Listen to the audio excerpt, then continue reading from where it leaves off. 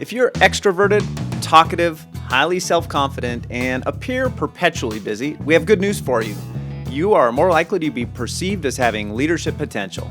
Research suggests you're more likely to get noticed, mentored, promoted, and rewarded regardless of whether your talkativeness adds value, whether your confidence is justified by expertise, or whether your busyness achieves important outcomes. Why are louder, more confident people often rewarded at work despite their potential lack of effectiveness? And what can we do about it? That's the topic of this week's episode of the Humanizing Work Show, a free resource sponsored by the Humanizing Work Company. Humanizing Work exists to make work more fit for humans and humans more capable of doing great work. To that end, we do training and consulting in 3 areas. We help leaders lead empowered teams and individuals more effectively. We help product people turn their ideas into good visions, experiments, and backlogs. And we help teams collaborate better to produce meaningful outcomes on complex work. If you or your organization would benefit from better leadership, better product management, or better collaboration, and you find our vision for human-centric work compelling, visit the contact page on humanizingwork.com to schedule a conversation. Okay, we first encountered this research in a TEDx talk called Why Do We Celebrate Incompetent Leaders? By historian Martin Gutmann. He described how the most celebrated polar explorer of his time, Ernest Shackleton, tried and spectacularly failed twice to reach the South Pole, and never attempted any of the other major polar exploration goals of the time, like reaching the North Pole or navigating the Northwest Passage. In contrast, Shackleton's contemporary, Roald Amundsen, is rarely mentioned. Amundsen was quiet, even stealthy, in his expeditions. He successfully navigated the Northwest Passage from 1903 to 1906 and was the first to reach the South Pole in 1911. Amundsen's meticulous planning and years of practice in polar exploration made his expeditions almost boring. For example, he reached the South Pole on day 100 of his 1911 expedition, just 1 day later than his 99-day plan. Shackleton, on his second failed attempt to reach the South Pole, became legendary for his heroic efforts to rescue his crew after their ship, the Endurance, was trapped in ice. This dramatic story has been retold in numerous books, documentaries, films, and even a BBC audio reenactment. We love drama, right?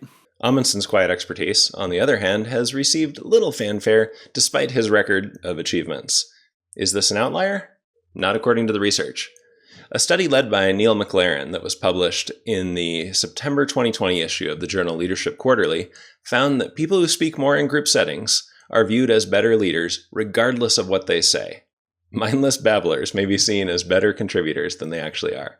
Another study by Cameron Anderson from Berkeley and Gavin Kilduff from NAU showed that people who seem confident are viewed as better leaders, regardless of their competence.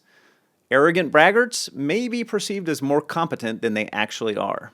Finally, Harvard Business School professor Thomas DeLong published an HBR article in 2011 called The Busyness Trap, showing that people who always appear busy are viewed as better leaders, regardless of what they are busy doing. Scurrying busybodies may be seen as more capable of getting work done than they actually are. Together, these studies show our predisposition to see leadership potential in babblers, braggarts, and busybodies, regardless of their actual contribution, competence, or capability. If we do nothing about this, we risk creating organizations where blustery, arrogant, and impulsive leaders fill the ranks. But there are ways to find and amplify the adept Amundsens and reduce the influence of swashbuckling Shackletons. For individuals who embody quiet, effective leadership, we have one key piece of advice. And for leaders and managers, there are 3 crucial strategies for hiring, promoting, and amplifying the right kind of leadership. First, if you're an Amundsen-style leader, you need to tell your story. Being quiet, humble, and calm does not automatically indicate effective leadership. Effective leaders share a strong purpose and vision, enrolling people and making progress towards that vision. They create outcomes that matter. If you're creating meaningful outcomes but feel unnoticed, you might be hiding your light under the proverbial bushel. While your humility likely contributes to your effectiveness, it's important to share your accomplishments. You might write an experience report and share it on an internal communication tool. You might submit it to an industry conference. You might contact us at mailbag@humanizingwork.com and see if it makes sense to feature your achievements on an episode of the Humanizing Work Show. If you're a leader or a manager looking to promote the right kind of leadership, here's our advice for hiring, promoting, and otherwise amplifying that right style of leadership. First, when you're hiring, ask questions that filter out the babblers, braggarts, and busybodies. Focus on behavioral interview questions that reveal attributes indicating actual contribution to effective teamwork and productivity. And check out episode 39 on hiring for how to do that. Ensure you conduct thorough reference checks and use real-world simulations to observe candidates in action. When considering promotions, actively seek out and promote the quietly effective Amundsens.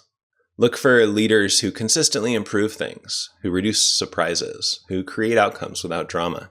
They build systems that don't require heroics to succeed, so identify the reliable systems and the people who always deliver. Promoting that kind of leader sends a clear message about the type of leadership valued in your organization. And finally, storytelling is one of the most powerful tools a leader has at their disposal.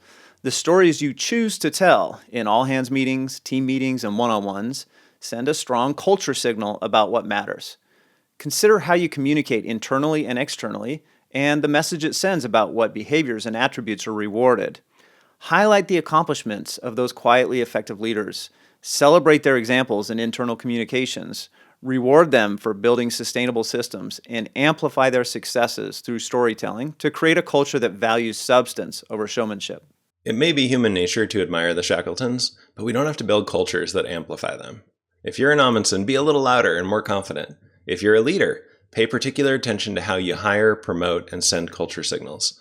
The more you celebrate quiet excellence, the less likely you'll need brave heroics to get you out of the chaos. Thanks for tuning in.